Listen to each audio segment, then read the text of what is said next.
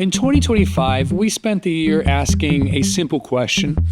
What does the fracking petrochemical system actually do, and what does it leave behind? Over the course of the year, we sat down with scientists, attorneys, workers, and impacted residents to understand how the system operates beyond the well pad. We spoke with public health researcher Dr. Nicole Diesel from Yale about what the science shows when communities live near oil, gas, and petrochemical development. At least 50 epidemiologic studies documenting, adverse health impacts to people, communities living near oil and gas. How health risks increase with proximity, duration, and cumulative exposure. Several of our studies have found greater likelihood of health problems, greater rates of health problems in children who live closer to oil and gas sites compared to those who live farther away.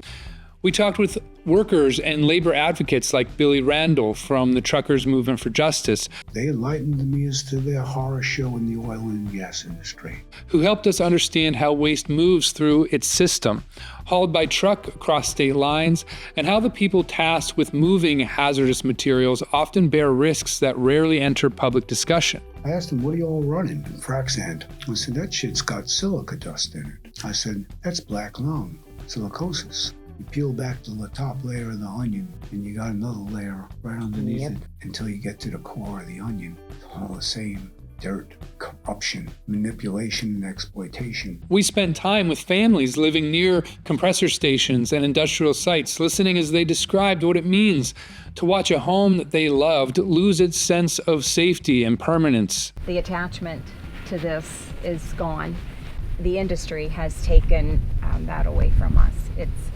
There's so much anxiety living here. We thought this was going to be the place where our grandkids would, come and keep their 4-H animals in the barn. And it's just, the attachment is gone. I mean, it's burning eyes, sore throat, headache.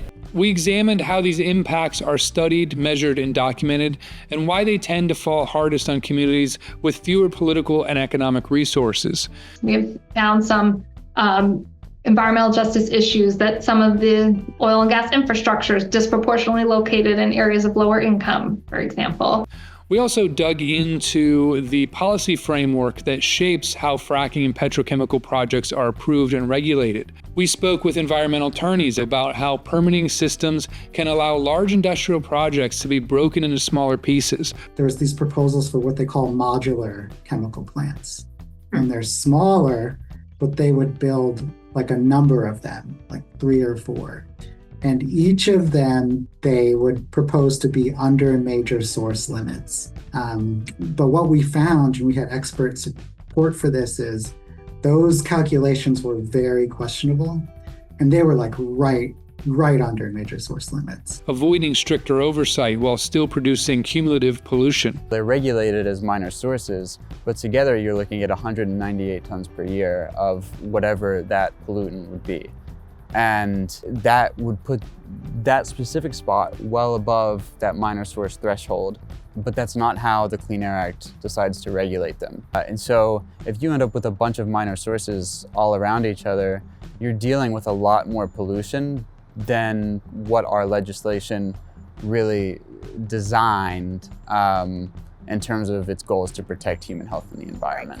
We talked about how industry can use SLAPP suits, which can discourage journalists, advocates, and communities from speaking out. SLAPP suit stands for Strategic Lawsuits Against Public Participation. And essentially, in layman's terms, that just means it's a lawsuit that is really brought just to chill the advocacy and disincentivize people from speaking out. We connected these structural issues to larger historical examples, including the industrial disaster that happened in Bhopal, India, where weak regulation and limited accountability led to consequences that the communities are still living with decades later. I was 5 months old at the time of the disaster, on the night of the disaster. That night has consequence that has affected me and my family for the last 40 years. That night we say it should not happen to anyone. My family, which was 7 of us who lived about 1.5 kilometers away from the Union Carbide factory, which was a pesticide plant. Closer to home, we looked at the East Palestine train derailment and how institutional failures and public distrust surfaced during an environmental crisis, including why confidence in oversight agencies has eroded in the wake of repeated gaps and unanswered questions. There is a fair amount of distrust in that community of the EPA. I think that some of that distrust is justified just based on some of these holes that we're seeing. Not to mention, there was a whistleblower last year that came out and basically accused the EPA of withholding data and manipulating data. We continue to follow this story behind the scenes, working with scientists and impacted community members with the goal of sharing more in the coming year. Taken together, these conversations helped clarify something important. Fracking and petrochemical development are not isolated issues that happen in silos. They're part of a large industrial system, one that links extraction, manufacturing, labor, waste, health, and policy. DuPont started to get a little nervous because they had been putting their waste in landfills right along the Ohio River. So they decided at some point they needed to relocate those. So they dug them up and they put them on property they bought from the Tennant family. And the Tennant family continued to raise cattle adjacent to the landfill. But within a very short period of time, every one of their herd of 280 cattle died. As the United States moves towards another wave of natural gas extraction and petrochemical expansion driven by data centers, artificial intelligence, rising energy demands, the questions raised over the past year are becoming urgent again. Who benefits? Who bears the risk? And who gets a seat at the table when decisions with long-term consequences are made? These are the things that shaped our work in 2025. In 2026, we'll continue slowing this down and going deeper, returning to these stories with a sharper focus and more clarity.